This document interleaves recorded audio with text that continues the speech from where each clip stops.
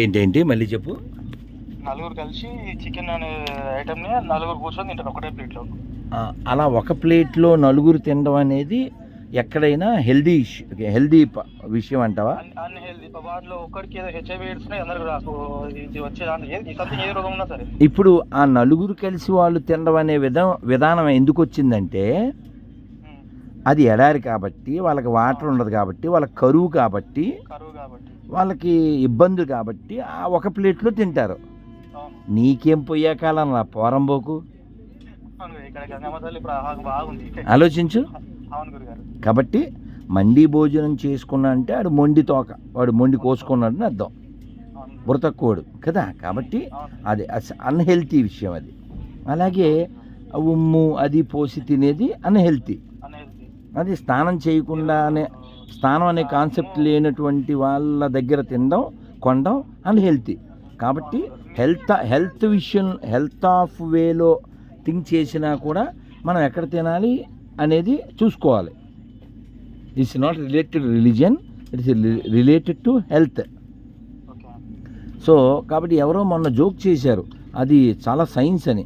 Science గురించి మాట్లాడకూడదు ఎడారోళ్ళు, అక్కడ వాటర్ ఉండదు, మ్యాటర్ ఎక్కడి నుంచి ఉంటుంది. సో కాబట్టి వీ షుడ్ ఎడ్యుకేట్. నానా ప్రపంచం బాగుండాలి అనుకుంటే ఎడ్యుకేట్ చేయాలి. What is fact.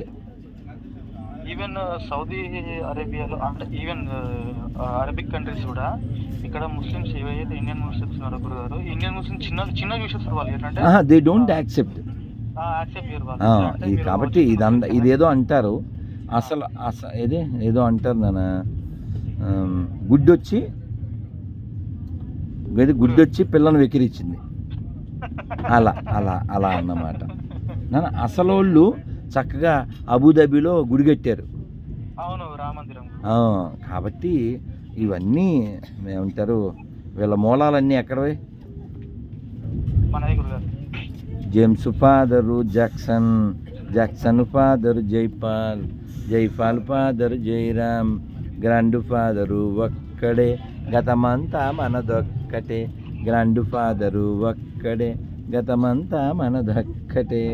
మీరు గురుగారు ఇంకోటి ఏంటంటే, మీరు ఈ లేడీస్ మన ఏమంటారు, ఈ లేడీస్ ఏమంటారు మన కాలేజ్ ఈవెంట్స్ కండక్ట్ చేస్తారు కదా గురుగారు. అంటే మీరు ఎంత లేదు నాకు తెలియదు, అట్లాంటి ప్లేస్ ఎప్పుడు చూడలేదు వీడియో, నేను చూడలేదు గురుగారు. ఏంటిది అంటే మీరు ఎడ్యుకేట్ చేయడానికి ఇట్లాంటి మన గురించి ఎడ్యుకేట్ అంటే మన సమాజం, ఈ సమాజంలో ఉన్నది మీరు చెప్పేది ఏదైతే ఉందో ఎడ్యుకేట్ చేయడానికి లేడీస్ హాస్టల్లో కానీ లేడీస్ కాలేజ్ కానీ సంథింగ్ ఏదైనా కాలేజ్ దాంట్లో మీరు ఎడ్యుకేట్ చేస్తారా గురుగారు ఏమన్నా? అంటే మన హైదరాబాద్ తరఫున గురించి మనం అంటే అయితే ఇప్పుడు చూడలేదు గురుగారు. కాదనా, నన్ను ఎప్పుడైనా ఎవరైనా పిలిస్తే వెళ్ళగలుగుతాం, చెప్పగలుగుతాం. అందుకని ఇప్పుడు నన్ను ఇంటర్వ్యూలకు పిలిచారు, నాకు కుదిరిని వెళ్తాను. అలాగే విలేజెస్కి, పబ్లిక్ ప్రోగ్రామ్స్కి పిలిచిన చోట నేను వెళ్ళగలుగుతాను. బట్ పనిగట్టుకు నేను వెళ్ళలేను, అంతే నాన్న.